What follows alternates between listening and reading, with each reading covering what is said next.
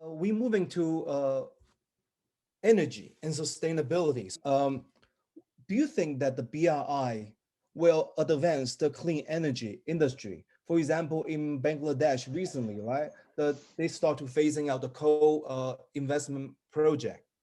So do you think that BRI will create like an alternative like governance model for climate change? I do not know whether China will offer alternative, but definitely this point, this question just raised, will be a new driving force for China's BNI.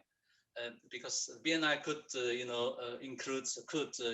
contain a lot of problems, but this could be one of the China's new offer to the BIR countries, because China is even Biden admits, United States admit that China is now the driving force and playing the leadership role in terms of the energy, clean energy project like vehicles. Now the percentage of Chinese electronic car is much higher than the situation in the United States. So I think that your question is, according to my study, is part of the new element, a new offer, a new contribution that China can insert into the BRI project. Yeah, I think it's definitely going to frame the debate. I mean, I totally agree. I think what we're seeing now to some extent is, it's resulting in a lot of greener projects in China, but maybe not necessarily along the BRI yet. Like, for example, I think last year China opened 80% of the world's coal plants last year, because they're building coal plants in a lot of these developing countries. And there's definitely a debate to be had whether you really can make a transition using just green tech, right? All these Western economies used coal, used fossil fuels, no problem. They don't see any contradiction with asking all these other countries not to use those things. And so I think that is creating a tension. I think that Xi is using the framing of like ecological civilization as a way to talk about this unfolding. So I totally agree. I think one of the interesting effects in China, and again, to our earlier conversation, maybe a bit around like Wallerstein and these transformations happening in China, it seems like the more plants that China is shutting down at home, a lot of these coal production, fossil fuel plants, is leading to the rise of a bigger and bigger service sector, which is, again, creating more precarious work, less stable jobs, which is maybe having some interesting side effects in this transition towards a green economy in China. And I think it's still an open question to see the extent to which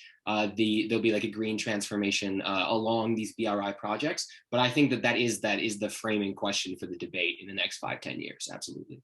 So in our book, One Road, Many Dreams, when we created a kind of a database on green and fossil fuel energy projects, and China was funding about 60% of the projects in energy sector, which were fossil fuels, oil and coal predominantly. And only about 40% of projects could be called green projects, either solar, wind, or hydroelectric from dams. And Kevin Gallagher of Boston University, where they have probably the best data source on tracking and mapping China's record of performance in this area, he has drawn attention to the fact that China is not doing a good enough job in promoting green energy projects in the Belt and Road. I think that's probably true. Even if China is closing 40 hydroelectric coal-driven plants a year, it's still not enough. Even if China has recently brought in new green targets for 2060, among many policy experts, they believe this is encouraging, but it still isn't good enough. China has to play a more dominant role as one of the world's primary emitters of CO2. It has to play a much more affirmative action role in reducing its own CO2 emissions, and by analogy in the Belt and Road Initiative. So there's got to be a better record of achievement in terms of climate change. I just want to make a joke to Daniel that China has the lowest CO2 emission per capita.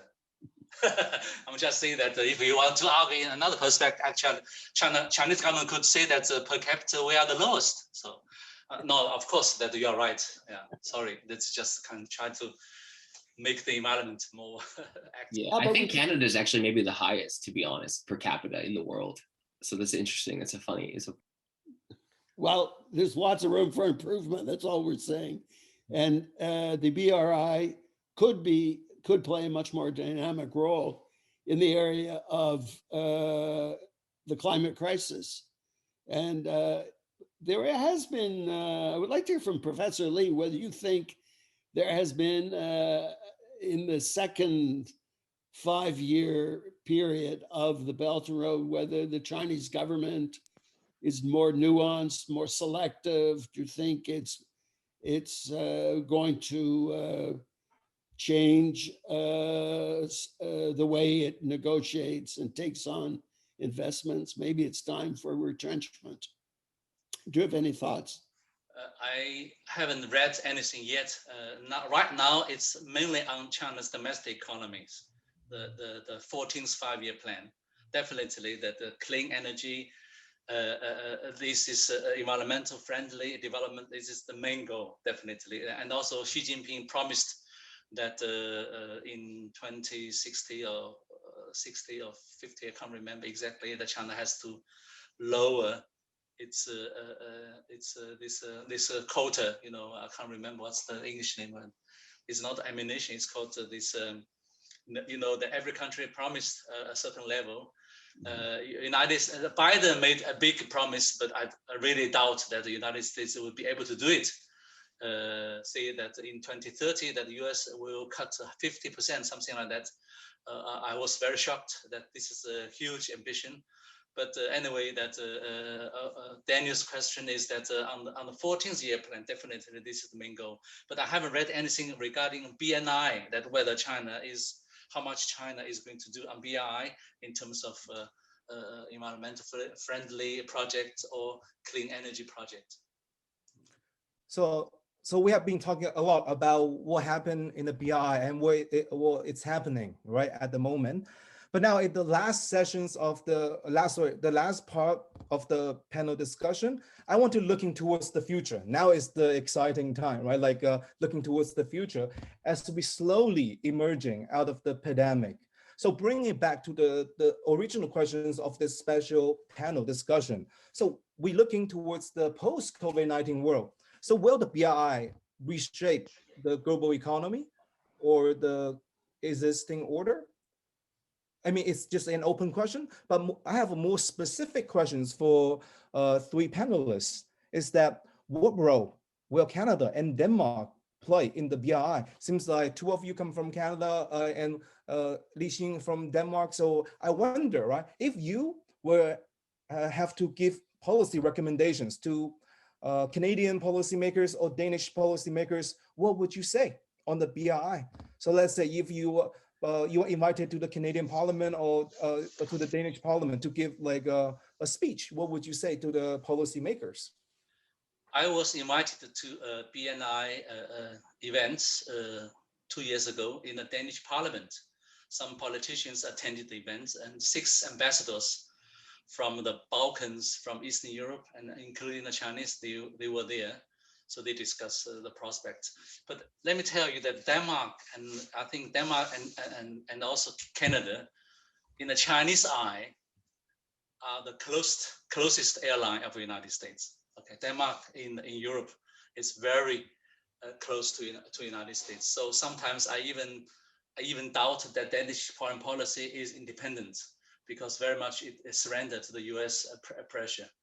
And so in this sense that Denmark is not very active in, not very warm and active in receiving BNI. I attended several events, but mostly is theoretical debates and some kind of policy implication, but not quite substantial actions. Huawei has a division here in Denmark, Copenhagen, but it's mainly for the service and not for anything else. Okay, so in that sense, I think Canada is in the same situation sorry. So I think that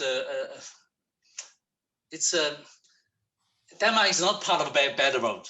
You understand? And if you look at the Belt and Road project, Denmark is not part because it ends in Germany. Actually, it can reach Germany. But Denmark is part of the debate of an idea, but I think this idea is gradually disappearing, which is called polar Silk Road, okay, in Arctic region. But Canada is also in Arctic and active in Arctic. So in that sense, I think that I'm not very optimistic towards the future of BNI debate in Denmark.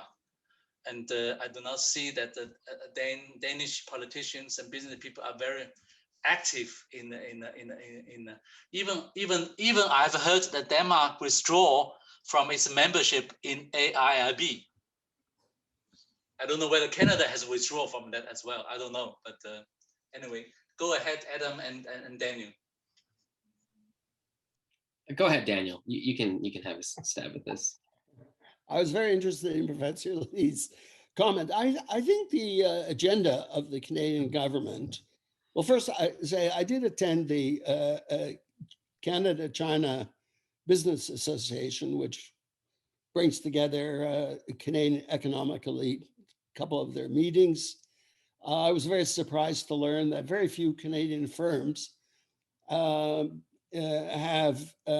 partnered with state-owned enterprises in China. The several ones that did were not surprising, in the oil sector, in the energy sector, supplying some kinds of services to one of the SOEs.